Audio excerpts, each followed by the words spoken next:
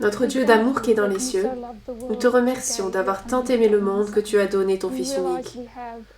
Nous nous rendons compte que nous avons là un véritable représentant au ciel. Nous entrevoyons un peu l'idéal que tu as pour ton peuple. Et Seigneur, nous voulons te connaître, toi, le seul vrai Dieu et Jésus-Christ que tu as envoyé. Alors que nous étudions les messages de tes prophètes, les écrits d'Ellen White ce matin, nous pouvions voir la restauration que tu veux accomplir. Et nous regardons les événements externes, ce qui s'est passé et ce qui se passe dans le monde aujourd'hui.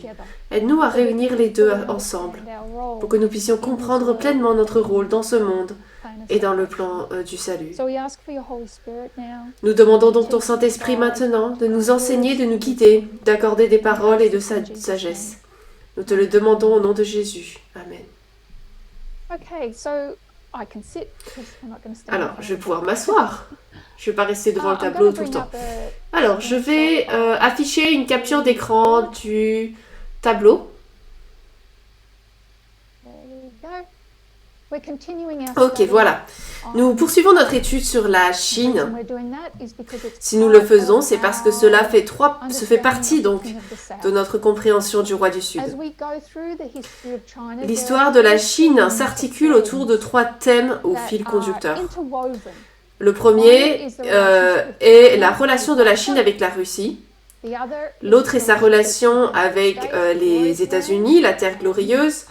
Et le lien avec le Taïwan, avec ce pays en particulier. Et enfin, son bilan en matière de droits de l'homme. Donc vous verrez ces 3 thèmes au fur et à mesure que nous avancerons dans cette histoire. La dernière fois, nous avons commencé par la révolution chinoise de 1949 avec Mao Zedong. Les Chinois se battaient depuis 1927 dans le cadre de la guerre civile. Les communistes donc combattaient le parti nationaliste. Le parti nationaliste n'était pas un saint. C'était en fait un parti très autoritaire et corrompu. Mais les communistes ont gagné et Mao Zedong a créé donc la République populaire de Chine. Tandis que par contre le parti nationaliste s'est réfugié à Taïwan. En se réfugiant à Taïwan, le parti nationaliste avait pour objectif de se regrouper et de reprendre le contrôle du continent. Et cela ne s'est jamais vraiment produit. Mais c'était l'intention initiale en tout cas. En 1949, donc, le problème des 2 Chines se pose. La Chine continentale, la République populaire de Chine, a toujours considéré Taïwan comme une province renégate qu'elle devait réunifier. Et le gouvernement taïwanais, ou plutôt lorsque le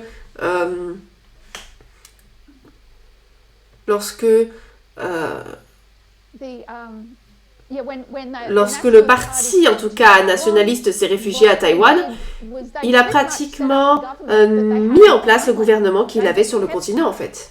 Ils ont conservé l'organisation qu'ils y avaient.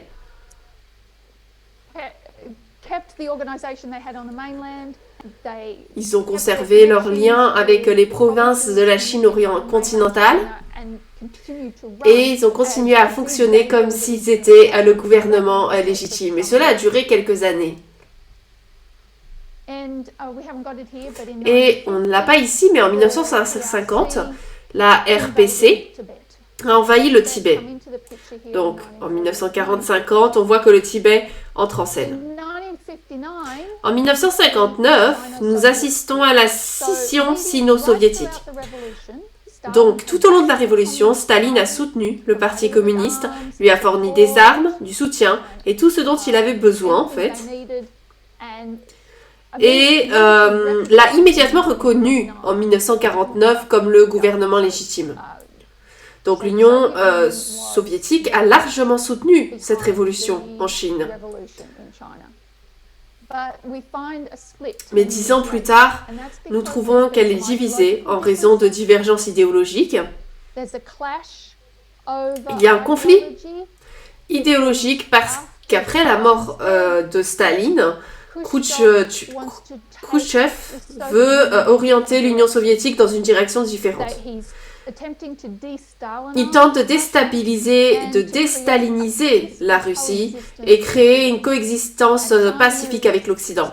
Et la Chine, quant à elle, reste très attachée à son idéologie marxiste-léniniste. Et c'est ainsi qu'on voit apparaître ce clivage entre la Russie et la Chine. Alors, la situation va s'aggraver. Donc, nous constaterons que de 49 à 89, la Russie et la Chine sont des ennemis. Également, en 1959, nous voyons le soulèvement tibétain. Donc, il y a à peu près une décennie de répression. Et au cours de ces dernières années, il y a eu beaucoup de murmures. Et en 59, donc, des milliers de personnes commencent à se soulever pour protester.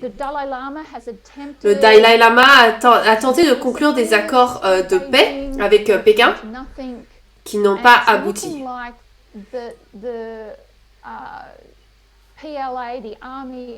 Et il semble que l'APL, l'armée chinoise, va venir chercher le Dalai Lama.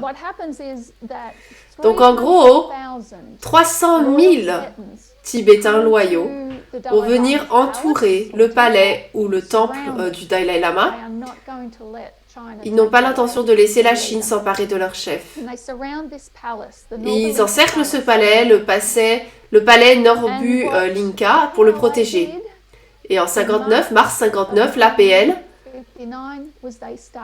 a commencé donc à bombarder le palais et des centaines de milliers d'hommes, de femmes et d'enfants ont été tués. En 1960, ensuite, le génocide a été déclaré et depuis lors, 1,2 million de Tibétains sont morts à cause de l'oppression et de la répression chinoise. Donc, en gros, c'est un Tibétain sur 6.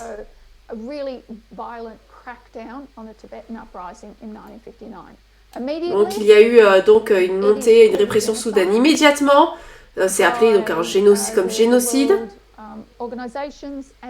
par l'Organisation mondiale et des sanctions sont mises en place sur la Chine. Ensuite, nous sommes arrivés en 1969.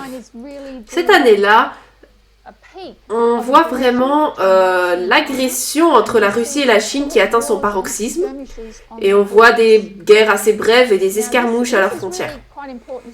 Ce moment est vraiment très important, c'est un tournant parce que c'est à ce moment-là que la Chine commence à devenir plus amicale avec les États-Unis et que les États-Unis y voient l'occasion de devenir plus amicaux avec la Chine. Sans ces guerres, donc, les relations avec les États-Unis ne seraient probablement pas développées aussi rapidement. Nixon y a vu une occasion de se lier d'amitié avec la Chine et il a compris que ces guerres frontalières étaient en fait organisées par Mao Zedong. Il l'a fait à dessein parce qu'il voyait bien que la Russie devenait faible par rapport à ses nouvelles politiques. Il les considérait comme faibles et il voulait améliorer sa réputation et faire paraître la Russie encore plus faible. Donc ces guerres étaient entièrement orchestrées par la Chine contre la Russie. Et maintenant commencent alors les relations entre la Chine et les États-Unis. Elles vont se développer. Ce qui nous amène à 1979. C'est à ce moment-là que les États-Unis ont reconnu la Chine. Ils ont établi des relations diplomatiques officielles avec la République populaire de Chine, qui reconnaît leurs revendications d'une seule Chine. Donc souvenez-vous, en 1949, on a deux Chines, et la RPC dit non, il n'y a qu'une seule Chine. Et en 1979, les États-Unis disent oui, nous reconnaissons votre revendication d'une seule Chine. Et ils cessent les relations diplomatiques avec Taïwan. Ça, c'était donc Jimmy Carter. Mais tous les hommes politiques américains n'étaient pas satisfaits de cette décision. Donc le Congrès a adopté la loi sur la relation avec Taïwan. Dans le cadre de cette loi, là, les États-Unis se sont engagés à protéger Taïwan et ils ont commencé à établir des liens commerciaux et militaires.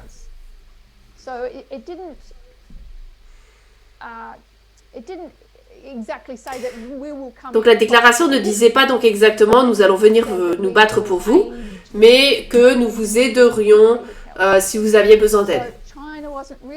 Donc la Chine n'était pas vraiment satisfaite de cette déclaration faite par les États-Unis au sujet d'une seule Chine. Et elle n'était pas satisfaite, ça c'est sûr, de la loi sur les relations avec Taïwan. Donc les deux pays se sont rapprochés, mais il y a encore une grande méfiance qui ne disparaîtra jamais. Alors maintenant, 1979, c'est également l'année qui marque le début des réformes économiques en Chine. Donc sous Mao Zedong, si vous connaissez un peu cette histoire, elle est assez horrible. Des millions et des millions de personnes sont mortes de faim à cause de mauvaises décisions économiques. Donc à la mort de Mao Zedong, le gouvernement a compris qu'il devait changer sa façon de gérer donc l'économie. Et donc il a mis en place ces réformes économiques.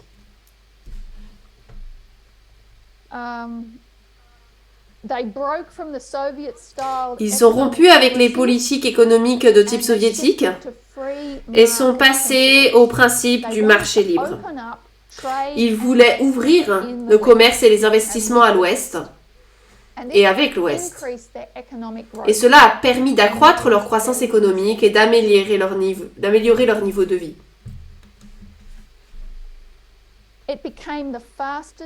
Elle est devenue donc l'économie à la croissance la plus rapide du monde libre.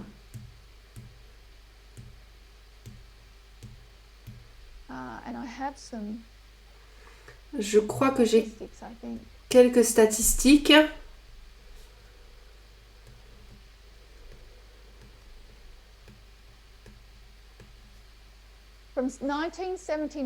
De 1979 à 2018, le produit intérieur brut réel annuel de la Chine s'est élevé en moyenne à 9,5%. Cela signifie qu'en moyenne, la Chine a pu doubler la taille de son économie en termes réels tous les 8 ans. Il s'agit de la croissance la plus rapide d'une économie de l'histoire connue. Et il marque ce virage à partir de 1979. Ensuite, nous avons examiné la politique de l'enfant unique. Cette politique a été le plus grand projet d'ingénierie sociale de l'histoire de l'humanité.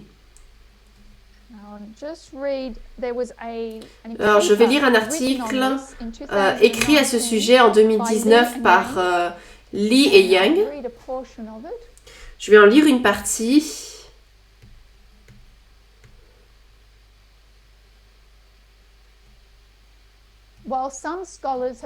Alors que certains universitaires ont fait valoir les avantages évidents des réformes sur l'éducation et l'autonomisation des femmes, d'autres soutiennent que bien que les femmes aient acquis de plus en plus de compétences pour rivaliser avec les hommes sur le marché du travail, la discrimination fondée sur le genre s'est accrue sur le marché dans le même temps.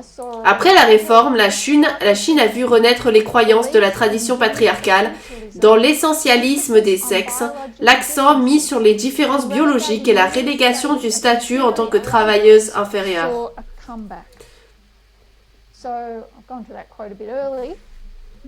J'ai été un peu tôt à cette citation.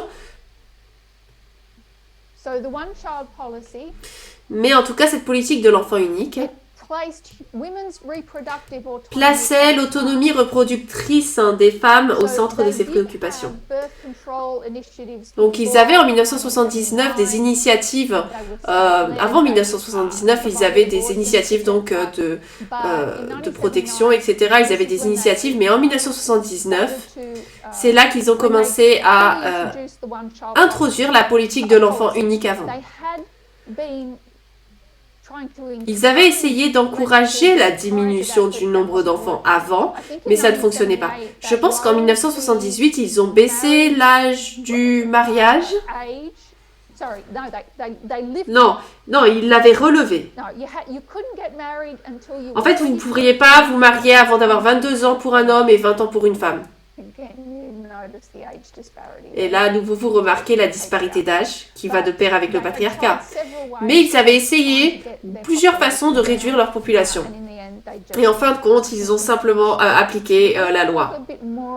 On va en parler un petit peu plus dans un instant, mais là c'est juste un bref rappel. Les gens pensaient que ce serait une bonne chose pour les femmes parce qu'elles auraient moins de concurrence, elles bénéficieraient davantage en matière d'éducation et que cela leur donnerait du pouvoir. En fait, ce que nous avons vu à l'époque, c'est plutôt un renouveau des traditions patriarcales et les femmes qui sont devenues de plus en plus inférieures. Les conséquences de la politique de l'enfant unique ont été l'abandon des enfants, des bébés, les adoptions, les infanticides féminins, où les enfants ont été simplement assassinés. Et des filles disparues, dont personne ne sait vraiment ce qu'elles sont devenues, simplement supposées mortes. Et c'est ce que nous avons fait alors, c'est de passer de 1979 à 2021, date à laquelle cette politique de l'enfant unique a été abolie.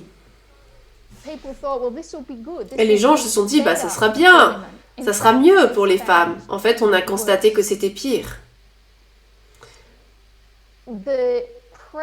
La pression s'exerce désormais sur les femmes, les jeunes femmes, pour qu'elles renoncent à l'éducation, qu'elles se marient et qu'elles aient des enfants avant l'âge de 30 ans.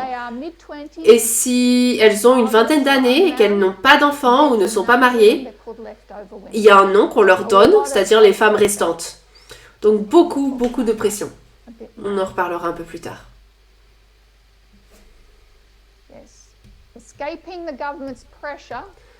Échapper à la pression du gouvernement, c'est une réalité de la vie des femmes qui est tout simplement impossible. On y reviendra. Ensuite, 1989, c'est le 30e anniversaire de l'occupation du Tibet. L'agitation s'accroît, il y a des manifestations, des émeutes, une répression brutale, et la loi martiale est imposée. Pourquoi la loi martiale a-t-elle été imposée? Qu'est-ce qui préoccupait la Chine?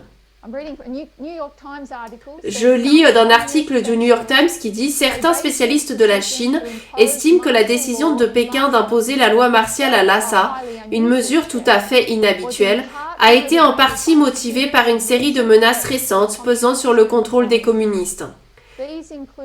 Il s'agit notamment de l'inflation, de la corruption généralisée des fonctionnaires et des signes d'indépendance locale.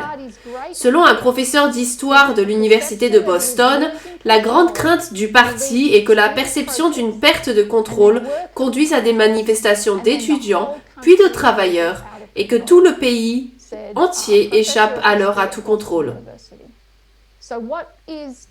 Alors, de quoi la Chine s'inquiète-t-elle? Qu'elle perde le contrôle. Donc, lorsque ces manifestations ont commencé à Lhasa, la Chine a envoyé l'APL. Donc, ils ont envoyé cette armée populaire de libération qui a violemment réprimé les manifestations et a instauré la loi martiale. Et ils pensaient que cela calmerait les gens en Chine. Parce qu'il y a de plus en plus d'agitation dans le reste de la Chine. Ils pensaient que ce serait un bon exemple. Mais ça n'a pas fonctionné de cette manière. Donc ça, c'est début de l'année 89, en janvier. Ensuite, nous avons le premier sommet sino-soviétique.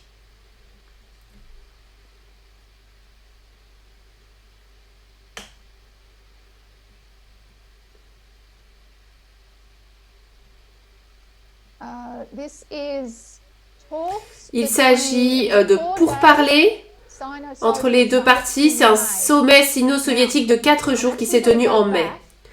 En fait, je vais d'abord parler de Hu Yaobang, parce que Hu Yaobang était un homme qui occupait des hautes fonctions au sein du gouvernement. C'était un progressiste.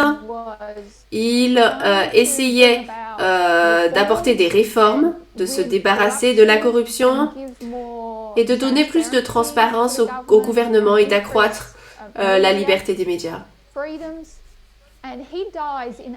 Et il meurt en avril. Et les personnes qui espéraient un changement en Chine sont maintenant très déçues à cause de la mort de cet homme. Nous savons donc que c'est en 1989, nous savons que l'Union soviétique est au bord de l'effondrement et que ce qui conduit à cet effondrement, ce sont les réformes introduites en Russie. Vous avez entendu parler de glasnost. Glasnost, c'est un mot russe qui signifie publicité. C'est un gouvernement ouvert et transparent. Donc la Russie a donc introduit le glasnost, c'est-à-dire un gouvernement ouvert et transparent. L'autre est perestroïka, qui veut dire restructuration. Donc il y a des gens en Chine qui veulent un gouvernement ouvert et transparent. Ils veulent leur propre glasnost et leur propre perestroïka. Ils ne veulent pas forcément prendre le contrôle du gouvernement, ils ne veulent pas de révolution, mais ils veulent une réforme. Ils veulent une réforme, une restructuration. Et avec la mort de cet homme, leurs espoirs sont anéantis. Surtout quand le gouvernement ne l'honore pas à sa mort. Donc la veille de ses funérailles, 100 000 manifestants se rendent sur la place Tiananmen pour commémorer sa mort. Ça, c'est en avril. Mais en mai, il y a un sommet sino-soviétique de 4 jours. Et Mikhail Gorbatchev, secrétaire général du Parti communiste, rencontre Zhao Ziyang. Et c'est un peu embarrassant, hein, parce que vous savez, vous ne pouvez pas emmener vos visiteurs voir la place Tiananmen, cette place, ou les endroits particuliers que vous aimeriez montrer à vos visiteurs. Ils ne peuvent pas circuler dans la rue à cause des différentes manifestations. Mais ils organisent tout de même ce sommet. Il a été salué comme le rétablissement naturel des relations entre les parties. Donc c'était la première rencontre entre les deux pays depuis 1959. Elle a marqué le début de la normalisation des relations. C'est ce que les deux parties ont accepté, même si rien n'était normal à Pékin en raison des manifestations qui se passaient. L'itinéraire a dû être modifié à plusieurs reprises pour éviter les 150 000 étudiants protestataires. Mais ils sont venus et le sommet a été considéré comme un succès. Ensuite, le gouvernement a fait appel à l'armée tibétaine et a dit « Revenez à Pékin, nous allons mettre fin à ces émeutes ». Et l'armée est arrivée aux limites de la ville et n'a pas pu aller plus loin. Elle ne pouvait pas passer dans les rues parce qu'il y avait trop de monde. Et en fait, c'était assez paisible. L'armée est arrivée là-bas, les soldats étaient là et les personnes sortaient, leur donnaient à manger, leur parlaient et leur expliquaient pourquoi est-ce qu'ils manifestaient. Tout s'est déroulé de manière plutôt pacifique jusqu'au 3 juin. Il a fallu 3 semaines, je crois, à l'armée pour pénétrer sur la place Tiananmen. Et le 3 juin, elle a reçu l'ordre de tout simplement se frayer un chemin dans la foule. Et c'est ce qu'elle a fait. La plupart des personnes qui sont mortes ne se trouvaient pas sur la place Tiananmen, mais dans les rues avoisinantes. C'était l'armée qui allait dans la place Tiananmen. Tous les morts étaient des innocents, mais beaucoup de personnes qui ne participaient pas aux manifestations en fait sont mortes. Donc lorsqu'ils sont entrés sur la place Tiananmen, on a tous les dirigeants et les principaux groupes qui ont été acculés sur la place Tiananmen. Et on leur a dit tout simplement, vous pouvez partir maintenant, ou vous savez ce qui va vous arriver. Ils ont décidé donc que ça ne servait à rien de rester, ça n'allait rien donner, ils sont partis. Je pense qu'il est important de comprendre ce que la Chine faisait, en fait, c'était de terroriser son propre peuple, en fait, de l'effrayer pour qu'il soit soumis au gouvernement.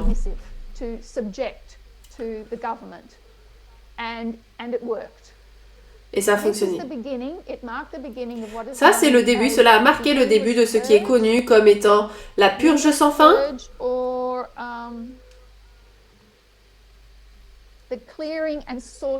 Ou le travail de nettoyage et de tri, comme on l'appelle en chinois.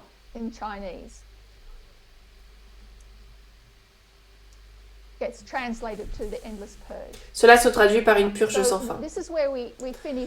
Donc c'est là que nous avons terminé. Je veux juste réexpliquer, la purge sans fin ne consiste pas à tuer des gens.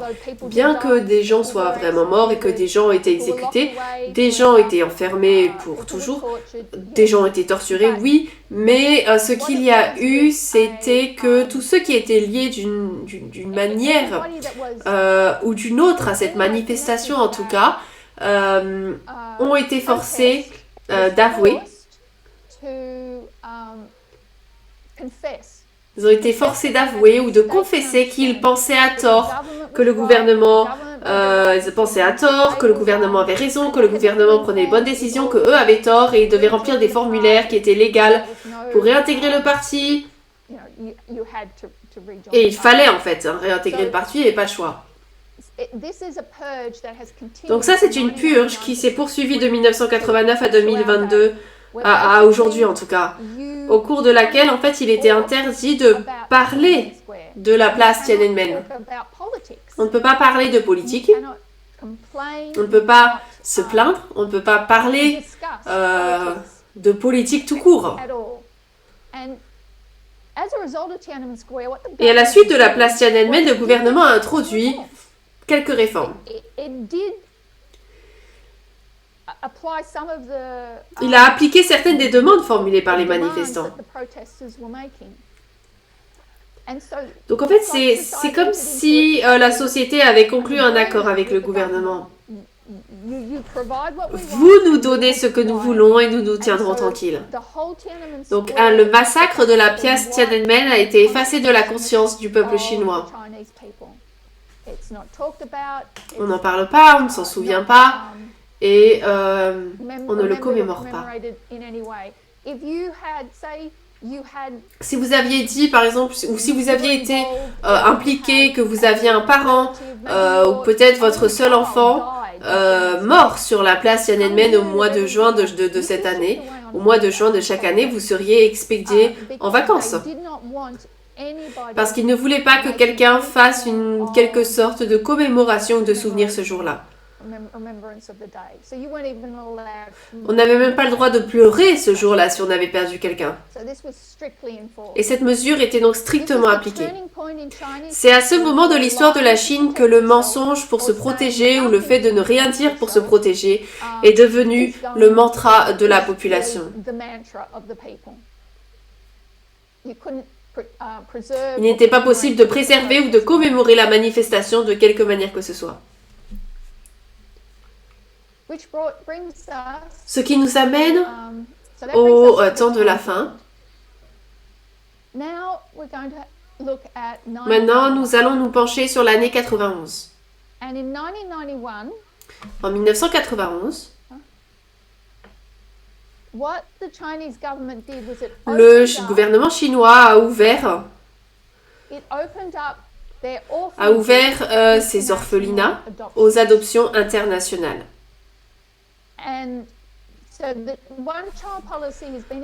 Donc la politique d'un seul enfant unique était en vigueur depuis 1979 et les orphelinats se remplissaient.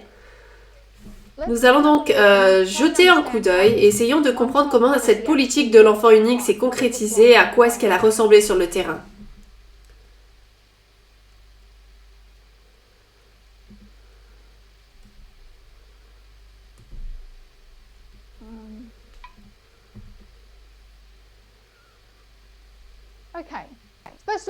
Ok. D'abord, qu'est-ce qui a poussé un pays, le plus grand pays dans le monde, à adopter une politique aussi radicale et envahissante? Pourquoi est-ce qu'il a agi de la sorte?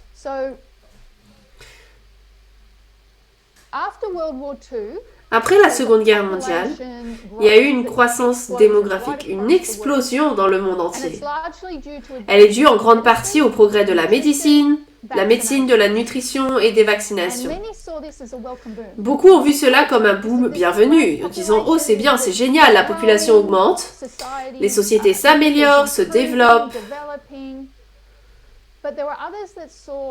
Mais d'autres ont vu un côté plus sombre de la chose. Ils avaient une vision apocalyptique de la croissance démographique. Il y avait des peurs de surpopulation et cela a commencé à se frayer un chemin dans le discours international. Des universités occidentaux ont lancé un raz-de-marée de littérature pessimiste, prophétisant un avenir surpeuplé et catastrophique dans lequel des millions de personnes à travers le monde allaient mourir en raison de cette surpopulation. Il y a eu un best-seller écrit par un professeur de Stanford dans lequel il expliquait dans les années 60 que des centaines de millions de personnes allaient mourir de faim. Donc il y a donc des gens qui vantent les mérites de la croissance démographique et d'autres qui pensent le contraire. Et cette hystérie a été relayée par les autorités chinoises. Ils pensaient que ce qui séparait la Chine de la prospérité économique était la population. Nous n'avons pas assez de nourriture, nous n'avons pas assez de ressources pour notre population. Beaucoup de personnes étaient mortes de faim à l'époque de Mao Zedong. Donc, ils pensaient vraiment que ça pourrait, si on peut réduire la population, nous pourrions croître économiquement. Ils voulaient empêcher la naissance de centaines de millions de personnes. Et ils l'ont fait. Ils ont prouvé qu'ils ont pu le faire. Ils étaient très fiers de leur accomplissement. Ils ont dit, nous avons empêché la naissance de 400 millions de personnes. Quelques-uns se sont exprimés. Un économiste chinois s'est exprimé. C'était donc un calcul difficile. Il a dit c'est simple. 1, 2. Je vais le dessiner peut-être comme ça. 1, 2, 4.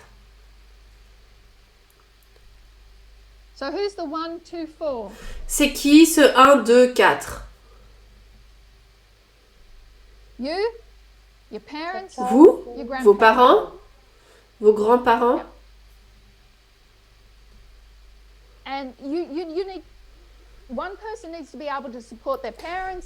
Une personne doit pouvoir soutenir ses parents, ses grands-parents, ses grands-parents, ses parents, ses grands-parents. C'est comme ça qu'une société patriarcale fonctionne.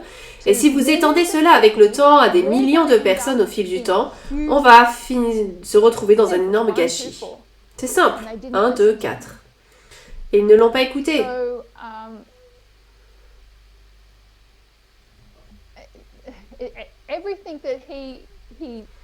Tout ce qu'il avait prophétisé s'est réalisé.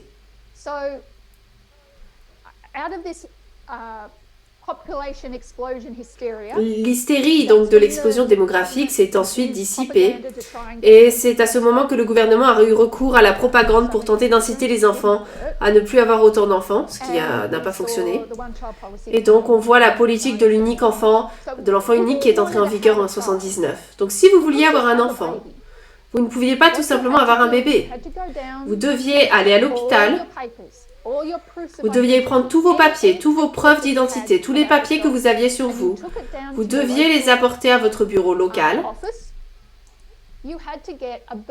Vous deviez obtenir une autorisation de naissance et vous deviez l'obtenir avant de tomber enceinte. Ou au moins avant que ça se voie. Et vous alliez donc au bureau local du planning familial.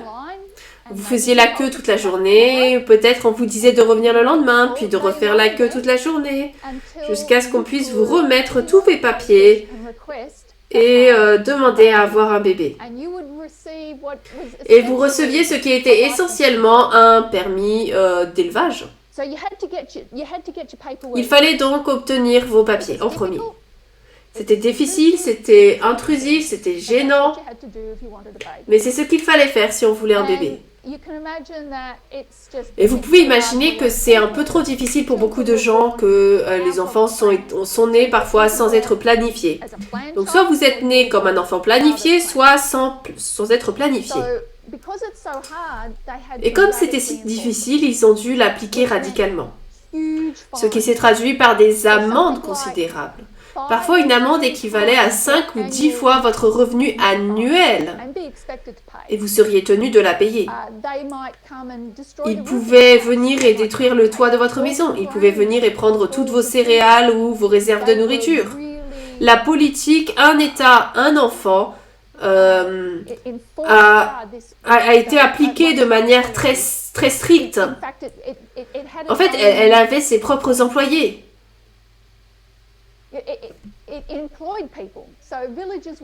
Donc, dans des villages, les personnes étaient employées par le bureau de planning familial et elles gardaient un œil sur vous pour voir si vous aviez des enfants, si elles étaient dans le plan ou si elles ne l'étaient pas. Ils recevaient des pots de vin, de l'argent supplémentaire. Hein. Ils étaient payés pour faire cela, mais ils recevaient aussi de l'argent supplémentaire pour dénoncer des gens. Donc tout ça se passait au sein des communautés. Si vous ne suiviez pas les règles, votre enfant vous serait ôté, il serait envoyé dans des orphelinats. Et beaucoup de personnes tuaient leur enfant par infanticide.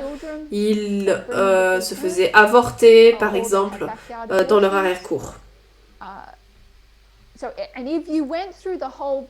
Et si vous traversez tout le processus dégradant d'obtention d'un permis de planification, alors vous vouliez vous assurer que cet enfant était bien celui que vous vouliez. Et dans une société patriarcale, c'était un enfant mâle. Donc c'était à cette époque que les échographies ont commencé à être utilisées. Il y avait donc beaucoup d'avortements basés sur le sexe également.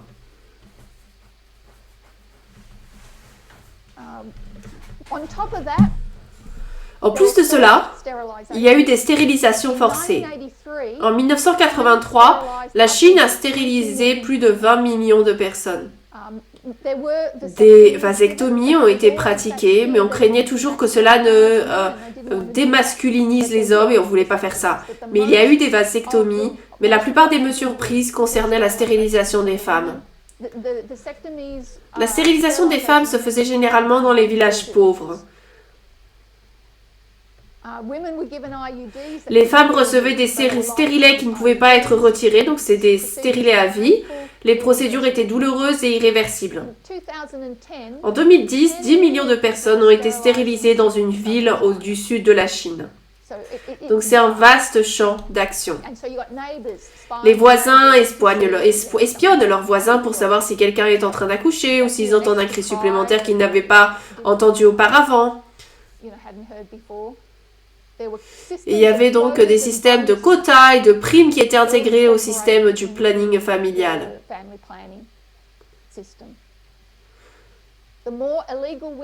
Plus on découvre de femmes illégales, plus on les stérilise ou plus on les contraint à l'avortement, plus le salaire est élevé. Donc au cours des décennies suivantes, la Chine a pratiqué 336 millions d'avortements obligatoires. Et de nombreuses personnes ont fait des efforts extraordinaires pour garder leurs bébés non planifiés. Mais beaucoup ont fini dans des orphelinats. Ce qui nous ramène donc à 1991. Les orphelinats sont pleins et la situation se répand dans le monde occidental. Et les Occidentaux, en particulier les Américains, se disent « J'aimerais bien avoir un bébé. Je sauverais bien une de ces petites filles. » Et donc c'est ainsi qu'en 1991, la Chine a ouvert ses orphelinats aux États-Unis. D'autres pays également dans le monde, mais surtout les États-Unis qui ont accueilli ces enfants.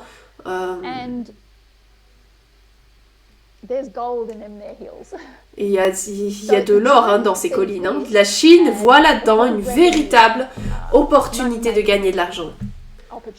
Parce que ces couples américains vont devoir débourser des milliers de dollars et passer des années avant de pouvoir avoir un enfant. Mais ils persévèrent.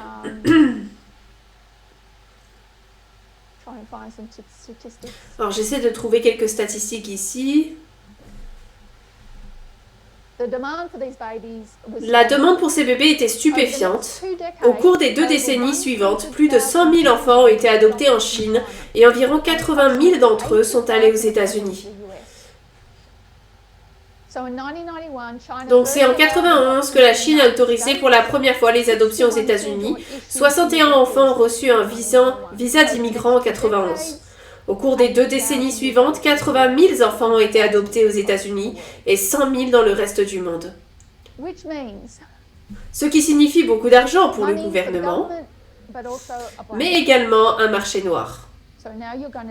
Aujourd'hui, donc, on voit les enfants qui vont être volés, les orphelinats qui vont gagner de l'argent et obtenir des enfants supplémentaires. Il y a un vrai marché noir du trafic d'enfants.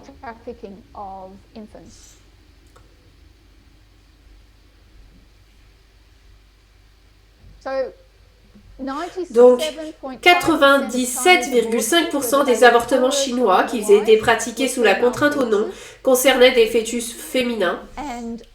En ce qui concerne les orphelins, 95 à 98% des orphelins envoyés à l'étranger étaient des femmes, des filles.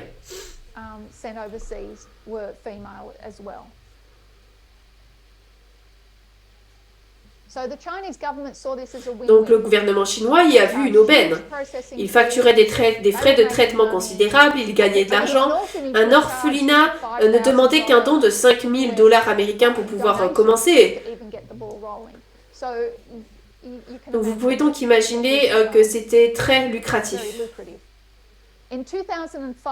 En 2005, on a découvert que 6 orphelinats pratiquaient le trafic de bébés comme du bétail, sans se soucier de la manière dont ils étaient obtenus.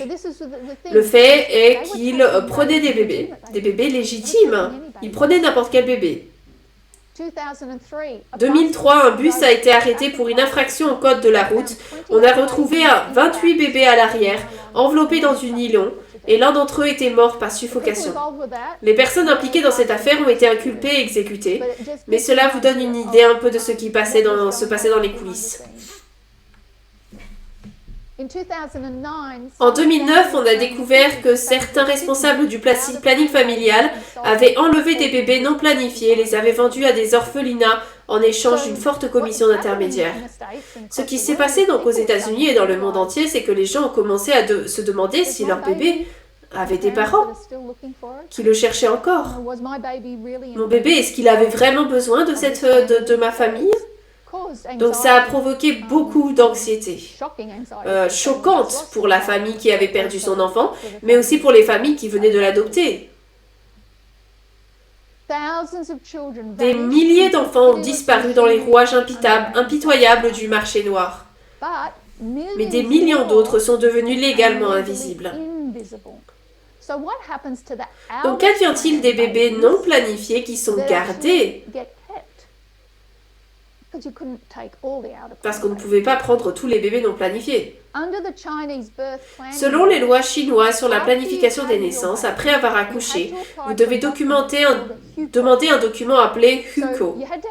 Il fallait donc avoir ces papiers pour avoir le bébé, et une fois le bébé né, il fallait recevoir un autre document. Et ce n'est pas comme une naissance, c'est différent d'un certificat de naissance. C'est en fait votre document de citoyenneté chinoise.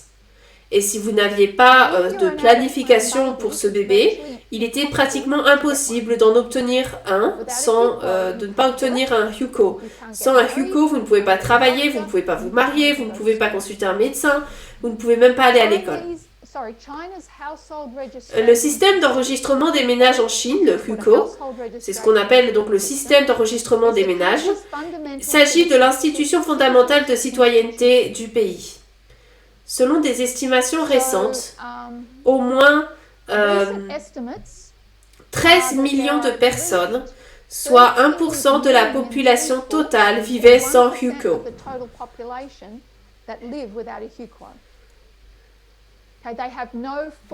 Ces personnes n'avaient donc aucun enregistrement officiel, ce sont des non-citoyens de leur propre pays.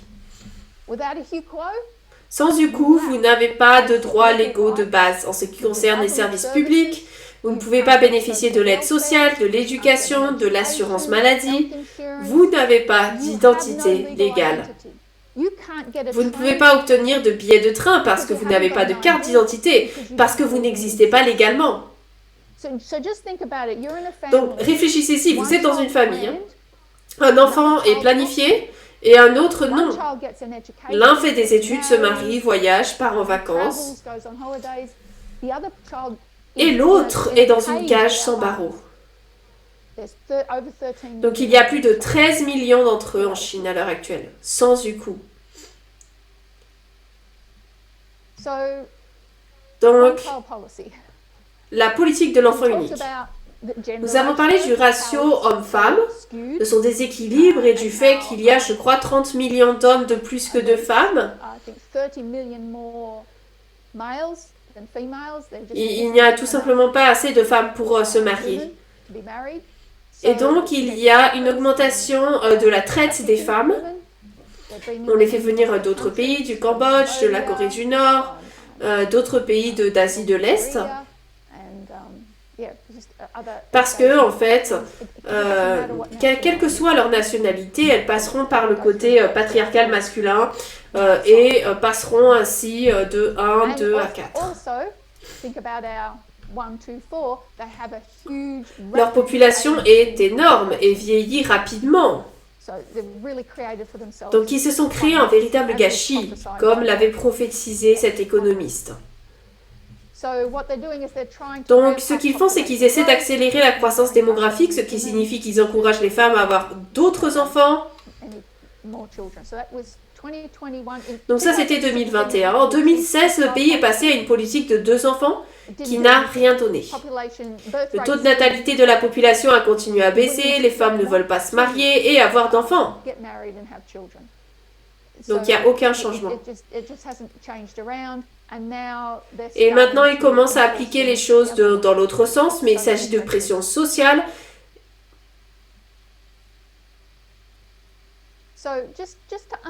Donc il faut comprendre un petit peu d'où vient cette idée, parce que nous ne parlons pas d'un pays chrétien.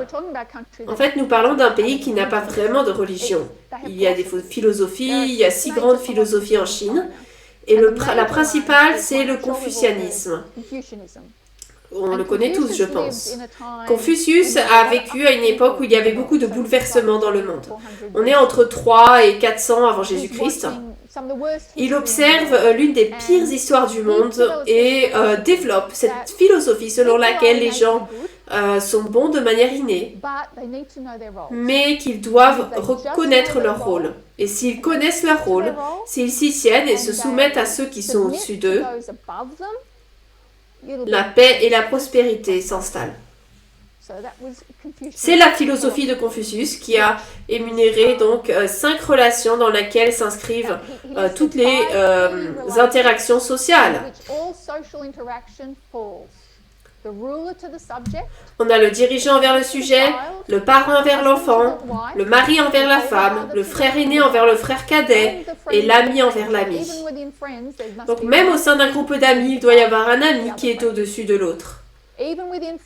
Même au sein de l'amitié, une hiérarchie doit exister pour avoir une harmonie permanente. Donc les parties dominantes doivent traiter les parties soumises avec gentillesse et douceur, et les parties soumises doivent traiter les parties dominantes avec révérence et respect. Est-ce que c'est pas ce que nous avons entendu ce matin? Ce serait une bénédiction s'ils respectaient la loi. C'est en gros ce que dit Confucius. Et c'est cette révérence du système patriarcal qui va maintenir cette terrible violation des droits de l'homme, des femmes et des filles dans les résultats de la politique de l'enfant unique.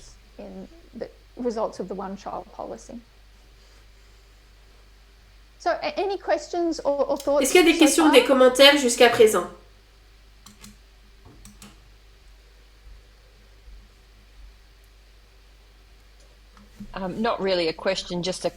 C'est pas vraiment une question, juste un commentaire. Quand tu l'as souligné, est-ce que c'est parce que nous avons observé? J'étais en train de penser à la même chose, évidemment, parce que c'était tellement évident qu'une grande partie de notre pensée a été dans ce sens dans le passé.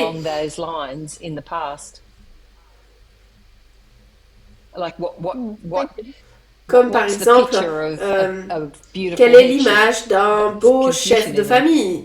Ça, c'est le confucianisme. Oui, nous aurions une société pacifique et heureuse. Le fait, c'est que ce n'est pas la seule philosophie qui gouverne la Chine. On parlera des autres lorsque nous aborderons Xi Jinping, mais c'est celle en tout cas qui consolide vraiment le patriarcat dans leur culture. Parce que Nous savons que tout vient de la tour de Babel. Il n'y a rien de nouveau sous le soleil.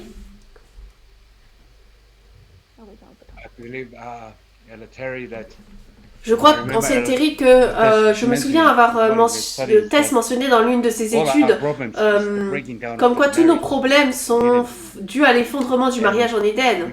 Et nous pouvons voir que c'est la même structure, même une nation qui ne croit pas en Dieu s'accroche encore à cette structure de patriarcat selon laquelle si vous vous soumettez à la règle,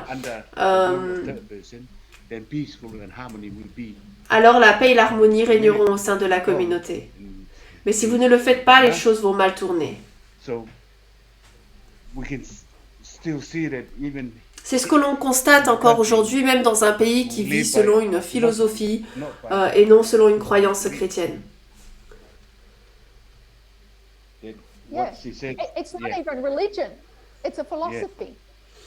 Oui, c'est même pas une religion, hein, c'est une philosophie, c'est des communistes, ils ne sont pas religieux. Et d'où est-ce que ça vient? De la tour de Babel, en fait. Mais c'est tellement ancré que même quand ils sont... ils n'aiment pas la politique du gouvernement. Mais pourtant, le patriarcat, il règne toujours. Malgré tout, ce sont les filles qui sont tuées. En fait, il suffit de lire là-dessus. Je vous donne un peu un résumé, mais vous savez, les journalistes, ils étaient en Chine.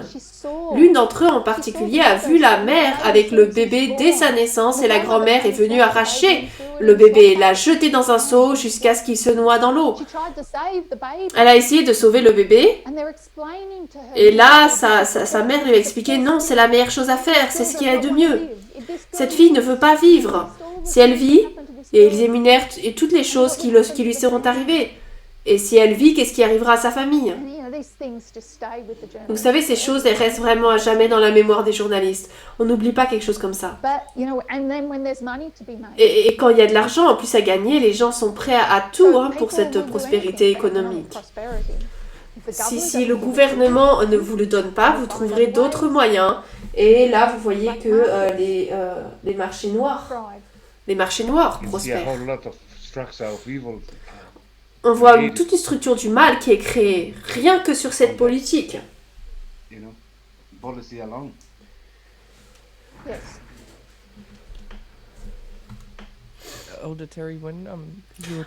Ancienne Terry, lorsque tu parlais de la purge sans fin, je me demandais si vous parliez de la manière dont il y a une sorte de rééducation continue. Est-ce qu'on pourrait faire la comparaison avec ce que vous avez mentionné plus tôt qu'Ancien Parminder a dit, je pense qu'il y a une semaine, il parlait de cet état d'esprit permanent de repentance sous une forme déformée, bien sûr, mais dans une logique similaire à celle de la ligne là du parti, de cette rééducation, de la remise en question permanente. Cette rééducation continue, cette... Ah, tu veux dire par rapport à l'obéissance forcée? Comme une contrefaçon? Oui, bien sûr, nous ne forçons pas les gens à le faire, mais le parti, oui. Mais c'était dans une sorte de repenti continu, coercitif, et oui, un processus de rééducation que la Chine a essayé de mettre en place. Ce que je trouve vraiment intéressant, c'est que Mao Zedong a dit que les femmes tenaient la moitié du ciel pendant la Révolution, parce qu'il y avait des partis de femmes. Les femmes étaient vraiment impliquées dans cette révolution. Elles ont travaillé dur dans les villages, transmettant l'information et la propagande, ralliant les gens à leur cause. Elles ont vraiment participé à cette révolution russe. Beaucoup de femmes ont participé au soulèvement. Mais dès que tout est réglé, que le gouvernement a pris le contrôle, les femmes sont remises dans leur boîte.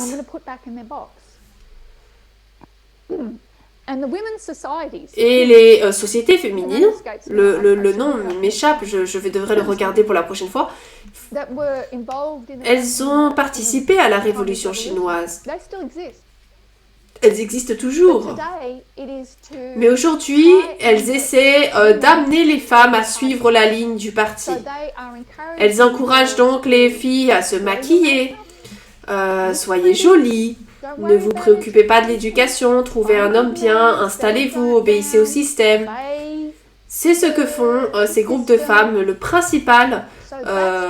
principale société féminine aujourd'hui.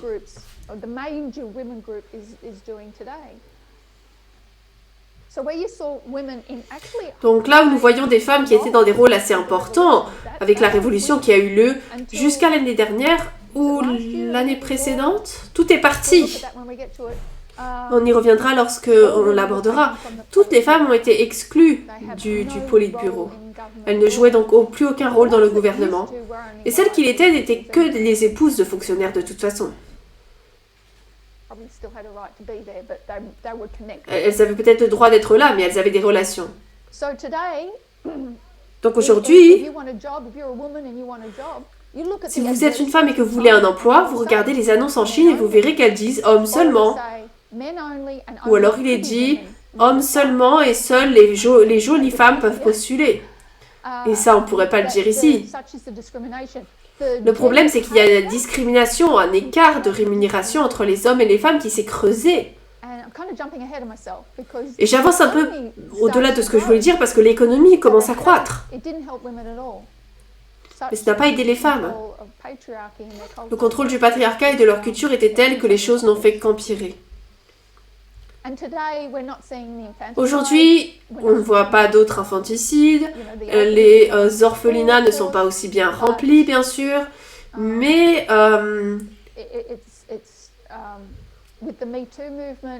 avec le mouvement MeToo, c'est tout aussi, on voit que c'est tout aussi sexiste et misogyne si ce n'allait plus. Il est très difficile d'être une femme et d'accomplir quoi que ce soit en dehors de la famille standard. Outside of the standard family.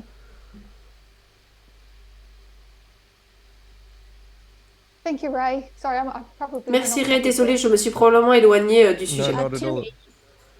Non, pas du tout.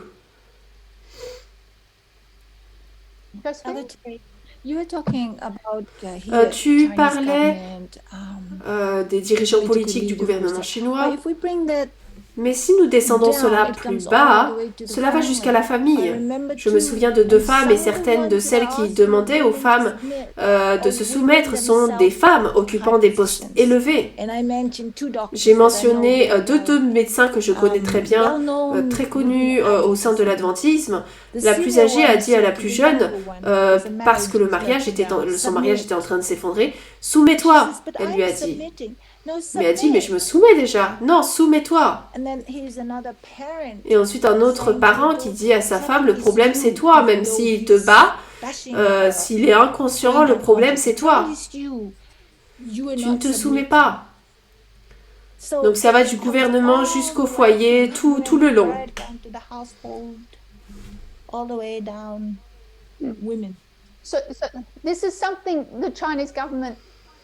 Donc ça, c'est quelque chose que le gouvernement chinois comprend très, très bien. C'est pour ça qu'il insiste sur le fait qu'il faut agir au niveau de la famille. Vous obtenez le noyau de la famille qui se développera et qui créera un pays prospère.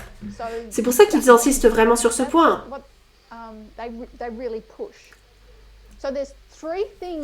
Donc il y a 3 choses dont le gouvernement chinois a peur et contre lesquelles il se bat en interne. La première, c'est la pauvreté. Ils ont promis à leur peuple la prospérité économique. Ça fait partie du marché. Vous vous taisez, vous obéissez, nous veillerons à ce que votre niveau de vie augmente. Ils craignent donc une récession économique, les minorités. Les minorités, on y reviendra lorsque on a déjà commencé avec le Tibet, les Tibétains, mais il y a aussi les Ouïghours, les Kazakhs et bien d'autres. Ce sont les plus connus. Mais vous savez, la taille de la Chine, c'est la taille de l'Europe. Donc, le gouvernement chinois reconnaît 37 types de groupes ethniques différents en Chine. Ce sont leurs chiffres. Donc ils craignent les minorités ethniques. Troisième chose qu'ils craignent, ce sont les féministes. Ils doivent écraser toute activité féministe parce que cela affectera la famille, la société et le gouvernement et qu'ils perdront le pouvoir et le contrôle. Il s'agit avant tout de garder le pouvoir et le contrôle. J'espère que cela deviendra plus clair au fur et à mesure que nous avancerons. Terry, you sound like that, the policy of Ancienne Terry, il semble que la politique de prospérité dépend de la façon dont ils traitent les femmes, c'est ça? C'est un peu le cas, oui, parce que, en fait, ils ont besoin de main-d'œuvre, ils ont besoin du main-d'œuvre. La population est âgée maintenant, et la majorité de leur population est composée de femmes, et ils les tiennent à l'écart de la main-d'œuvre. Ça n'a aucun sens économique. Ils ne les payent pas assez, pour qu'elles aient envie de s'occuper de certains de ces emplois, d'occuper certains de ces emplois. C'est une mauvaise gestion, alors qu'ils devraient en profiter. C'est ce que font les pays en temps de guerre, n'est-ce pas? Les hommes sont envoyés à la guerre. Qui va tourner les usines? Qui va s'occuper des cultures? Les femmes, elles s'en chargent. Elles en sont tout à fait capables. Donc c'est dans cette situation, ils sont dans cette situation, ils n'ont pas de main-d'œuvre. Et la main-d'œuvre qui leur fait face ne peuvent pas les utiliser parce que ce sont des femmes. Je ne peux pas l'expliquer, mais il y a de quoi secouer la tête. Donc les pays s'effondrent à cause de ces politiques, de cette gestion qui constitue une violation fondamentale des droits de l'homme.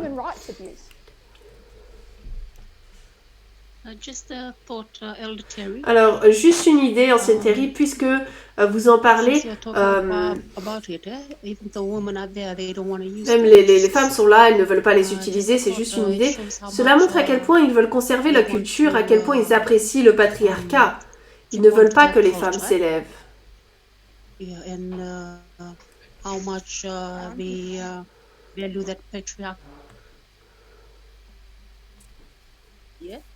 They do not want women to rise up. Non.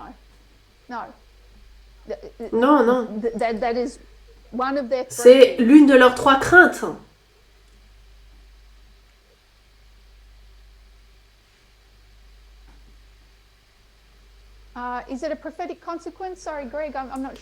S'agit-il d'une conséquence prophétique? Désolé Greg, je ne sais pas ce que tu veux dire par cette question.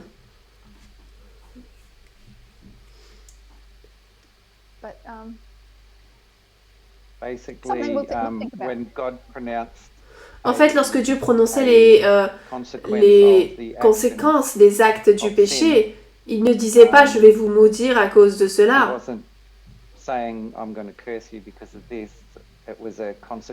C'était une conséquence de leur péché, comme quoi ces situations se sont produites. Donc je veux dire, en fait, dans ce contexte, c'est une conséquence de leur propre péché et de leurs actions qu'ils récoltent maintenant, vous savez, dans ce contexte. Ils avaient un prophète, c'était un économiste. Il a fait 1, 2, 4. Et si vous ne le faites pas, si vous faites 1, 2, 4, voilà ce qui va vous arriver après tant de générations. Ils ont rejeté le prophète. Donc ils en portent les conséquences.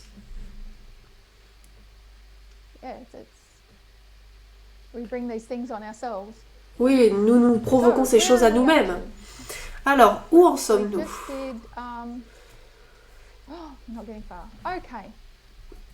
On n'est pas allé très loin. Alors, 1991, adoption. Je ne voulais pas écrire adoption. Et vous dites, ok, donc maintenant des bébés peuvent aller en Amérique. C'est beaucoup plus grave que ça, en fait. C'est beaucoup plus horrible que ça.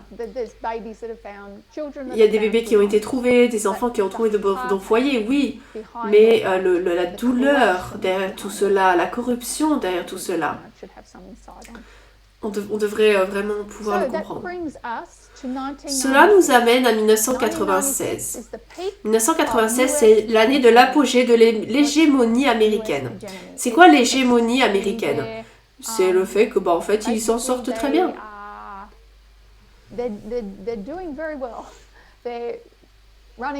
Ils dirigent le monde.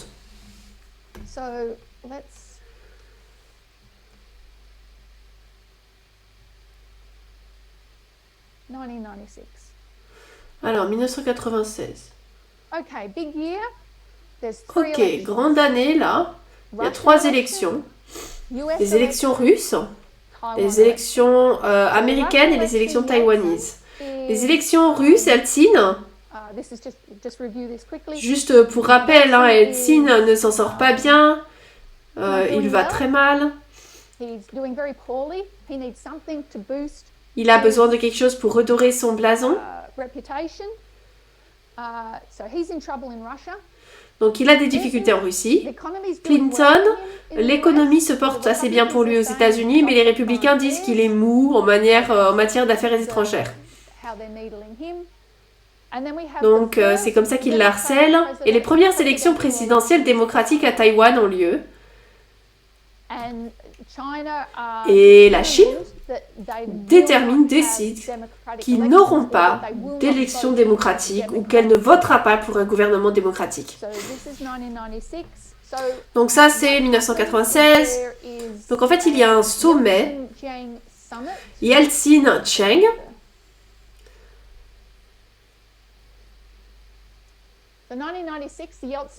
1996, il y a le sommet donc Yeltsin-Cheng, où Yeltsin se rend en Chine, marque un tournant dans les relations entre la Russie et la Chine. On dit que c'est une année charnière pour les liens entre la Russie et la Chine, et cela montre le rôle de la politique intérieure dans les relations entre grandes puissances. Donc Yeltsin vient d'être embarrassé par ce qui s'est passé en Tchétchénie en 1995. L'Amérique ayant imposé l'élargissement donc de l'OTAN en Europe.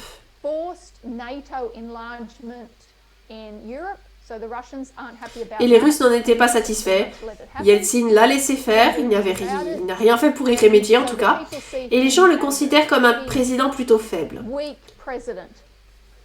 Personne ne pense qu'il a la moindre chance de gagner. Il se rend donc en Chine, organise un sommet et rentre chez lui en promouvant une nouvelle ère dans les relations sino-russes.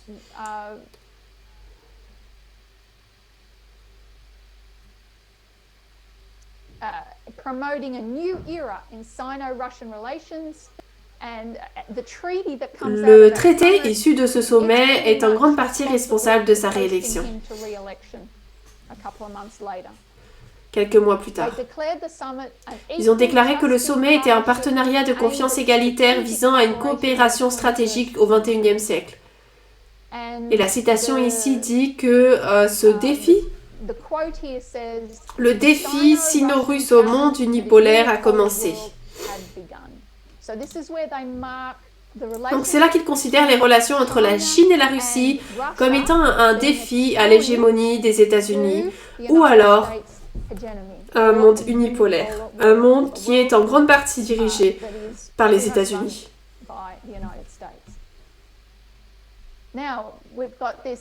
Donc nous avons cette élection à Taïwan et les États-Unis ou Clinton qui sont considérés comme mous par rapport en termes de politique étrangère.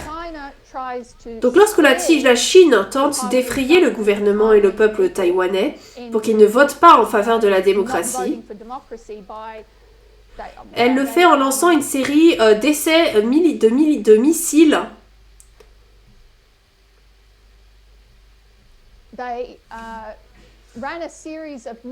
dans les eaux qui entourent Taïwan, y compris dans le détroit de Taïwan. Ils voulaient envoyer un signal fort à la République de Chine. Les Américains y ont alors envoyé leur flotte.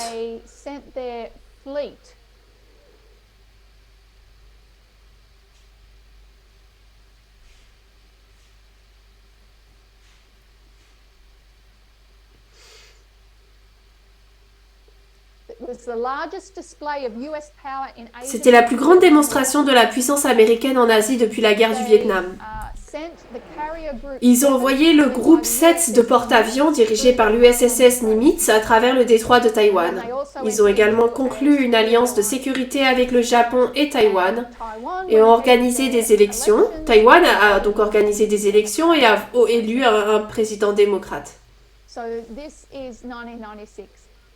Nous sommes donc en 96. Le document 7 que j'ai énuméré, on y reviendra. On regardera à 2001. Le monde... Ah, attendez. 2001. Non, 1996 est une année très importante pour les trois pays. Et en 2001, la Chine rejoint l'Organisation mondiale du commerce.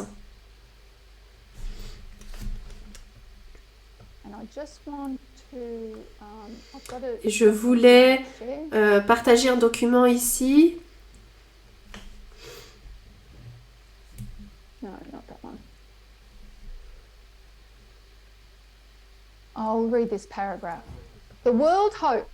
Alors, je vais lire ce paragraphe. Le monde espérait qu'ici, en 2001, en rejoignant l'Organisation mondiale du commerce, la Chine deviendrait plus démocratique et plus ouverte. Elle développerait une classe moyenne et une démocratie. Une démocratie qui s'en suivrait naturellement. Mais cela ne s'est pas produit. La purge n'a jamais cessé, quelle que soit la richesse.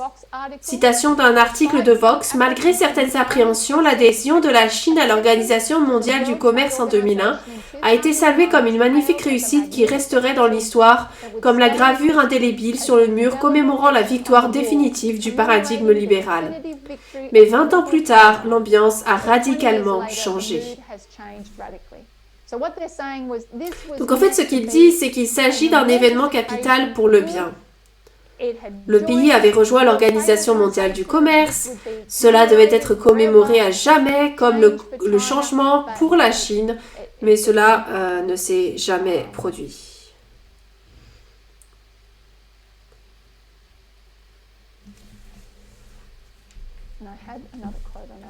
Et j'avais une autre citation pour ça, mais je la retrouve pas.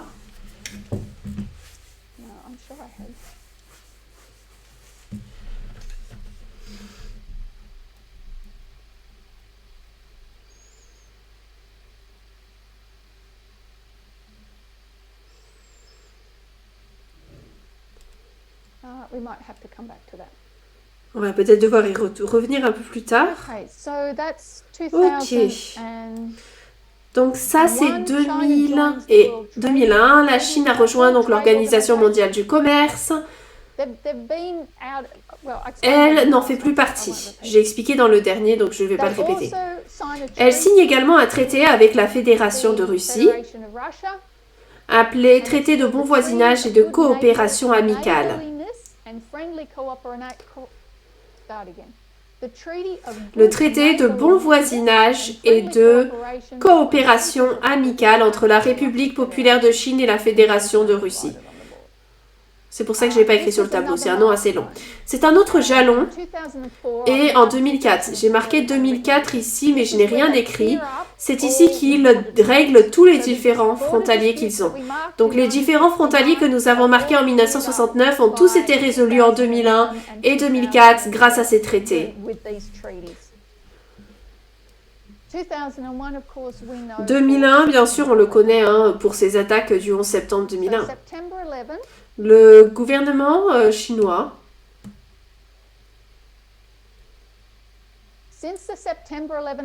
depuis les attentats du 11 septembre 2001, le gouvernement chinois a commencé à qualifier la violence dans la région autonome ouïghour du Xinjiang du terrorisme. Donc nous allons nous familiariser un petit peu avec ce sujet.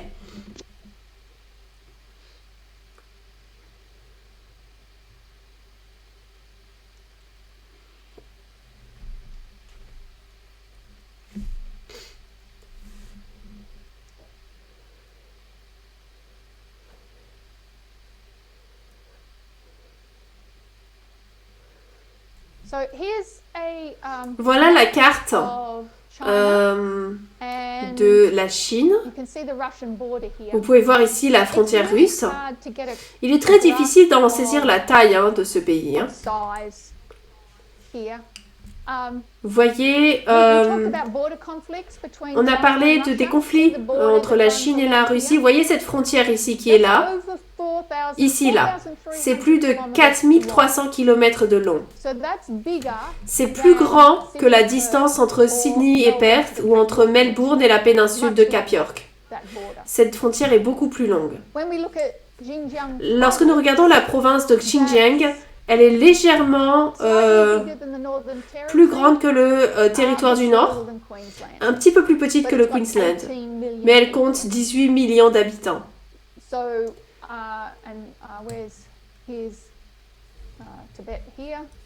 Et là, c'est le Tibet. Mais vous savez, l'Australie compte 25 millions d'habitants. Il y en a 18 millions dans cette province qui est de la même taille. Un peu plus petite que le Queensland. Donc, les frontières avec la Russie sont très longues et la province ici est très vaste.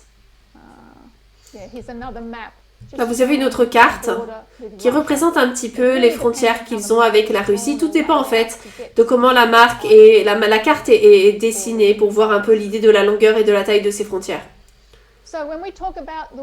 Donc lorsque nous parlons des Ouïghours, il s'agit de la province de Xinjiang qui a également été prise par la République populaire de Chine en 1959, en même temps que le Tibet, lorsqu'elle a étendu ses territoires.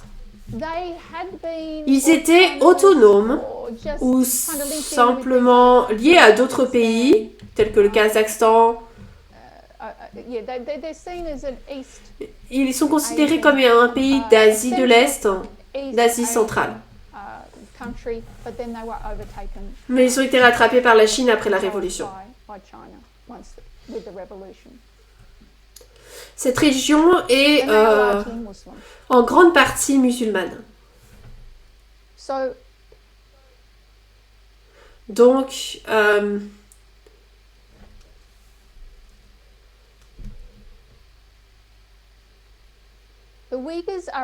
les Ouïghours sont un groupe ethnique turc originaire et culturellement affilié à la région générale de l'Asie centrale et de l'Asie de l'Est, principalement musulmane. Dans les années 1980, les autorités chinoises ont assoupli certaines de leurs politiques répressives à l'encontre des minorités ethniques et ont relâché les contrôles en frontières, ce qui a permis aux Ouïghours, de se rendre au pèlerinage de la Mecque. Au cours de cette période, certains Ouïghours sont entrés en contact avec des groupes islamistes radicaux opérant en Asie centrale et au Pakistan, tandis que d'autres ont étudié dans des écoles coraniques associées à des mouvements islamistes. Donc ils ont assoupli leur politique et ont autorisé les Ouïghours à voyager. Et bien sûr, ils sont partis en pèlerinage. Aujourd'hui, on craint qu'ils ne se radicalisent à cause de ces pèlerinages. Pourquoi la Chine craint-elle ces groupes minoritaires? À cause de ce qui s'est passé en 1989, puis en 1991. En 1991, avec la dissolution de l'Union soviétique. Parce que l'Union soviétique était similaire en ce sens qu'elle était mini, c'était la taille d'une autre Europe en fait. Elle comptait de nombreuses cultures, de nombreux pays différents, ou ce que nous pourrions appeler des États satellites. Après 1989, ces pays sont devenus plus nationalistes et se sont détachés de l'Union soviétique, et c'est ce que la Chine craint pour ses minorités.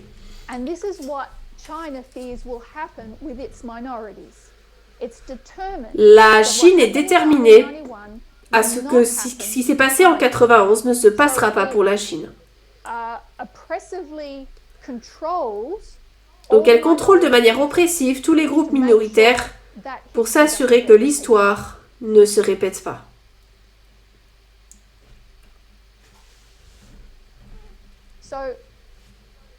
Donc en 2001, les tours jumelles de New York City ont été donc attaquées par les extrémistes islamistes et la Chine va dire maintenant on se sent si mal, on est vraiment désolé pour vous les États-Unis, nous savons exactement ce que vous ressentez, nous avons nos propres terroristes chez nous. Et ils commencent à utiliser le 11 septembre comme excuse pour contrôler les minorités musulmanes dans leur pays.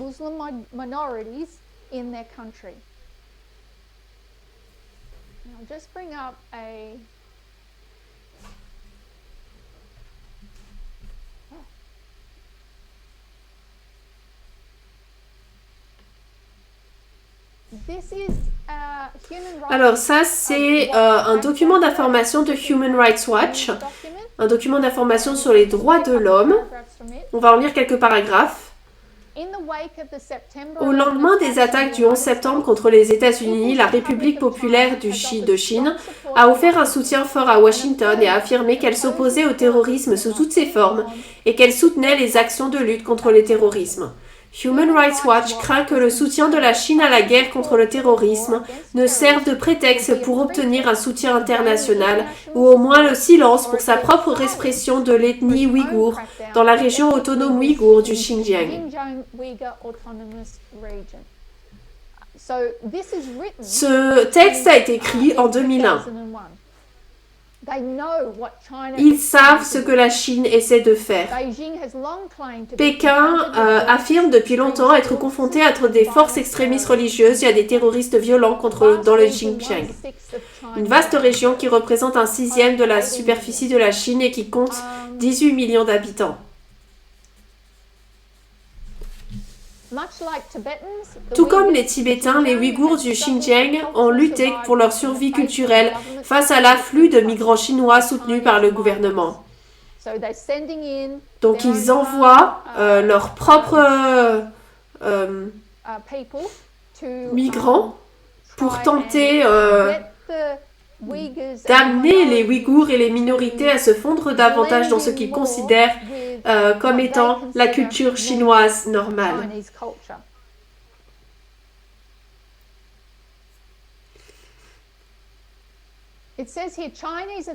Il est dit ici que les autorités chinoises n'ont pas fait de distinction entre la dissidence pacifique et la dissidence violente. Donc il y a eu des manifestations, des émeutes, mais elles sont très très rares. Donc lorsque la Chine parle de terrorisme, elle parle en fait de paix. La plupart des plaintes et des manifestations pacifiques, c'est dont elle parle. Des démonstrations, des manifestations pacifiques. Mais elle les regroupe tous sous le terme de terrorisme.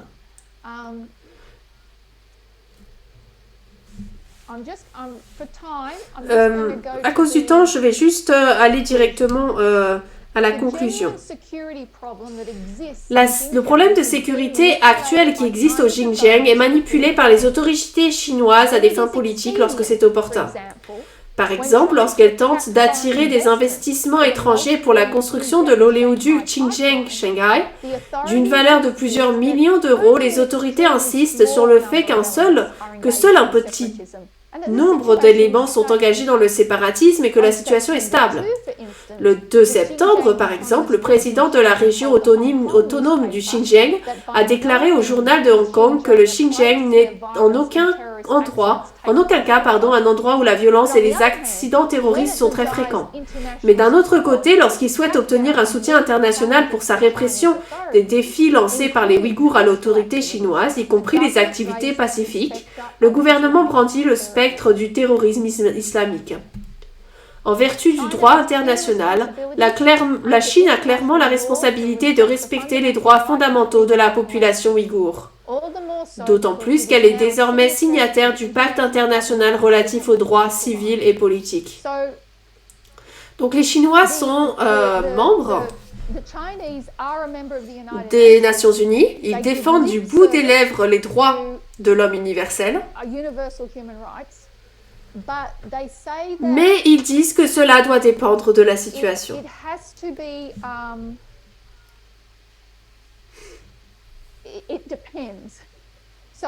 En gros, ça dépend. Donc en fait, ils ne croient pas vraiment aux droits universels de l'homme. Les droits de l'homme dépendent de...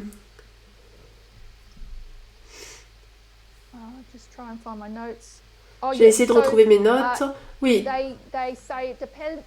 Ils disent que cela dépend des conditions naturelles du pays, de son développement économique et de son contexte historique religieux. Donc les droits universels de l'homme sont conditionnels. Ils dépendent du développement économique du pays et de son histoire religieuse. Et oui, des conditions naturelles de ce pays. Donc ils vont commencer à opprimer les Ouïghours.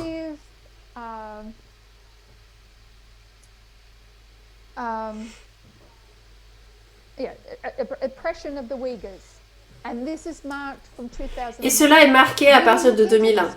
Nous nous pencherons davantage sur cette question en particulier en 2014 lorsque nous verrons Xi Jinping parce qu'il va intensifier l'oppression de ces minorités et la porter à un tout autre niveau. Et nous pourrons revenir en arrière, marquer ce coup en 1996, parce que c'est en 1996 qu'ils ont élaboré leur plan d'oppression des minorités. Mais ce qui leur a donné la légitimité de le faire, c'est le 11 septembre.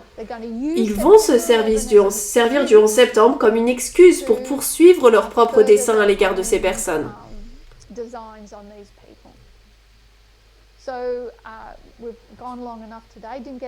On est assez loin aujourd'hui, pas aussi loin que ce que je pensais. La prochaine fois, je ferai un peu moins de révision. Mais je pense que jusqu'à présent, vous pouvez voir que les relations avec la Russie ont fluctué. Ils étaient ennemis jusqu'au temps de la fin. Maintenant, ils développent des liens de plus en plus forts avec la Russie. Et dans le même temps, les États-Unis entretiennent avec eux des relations basées sur l'économie, mais également ils sont hésitantes par rapport à ce qui se passe à Taïwan. Et ensuite, nous voyons ces violations des droits de l'homme au Tibet, avec les Ouïghours, avec les femmes, avec la politique de l'enfant unique. Et nous verrons comment tout cela s'articule au fur et à mesure que nous avançons dans l'histoire. Nous allons terminer par la prière.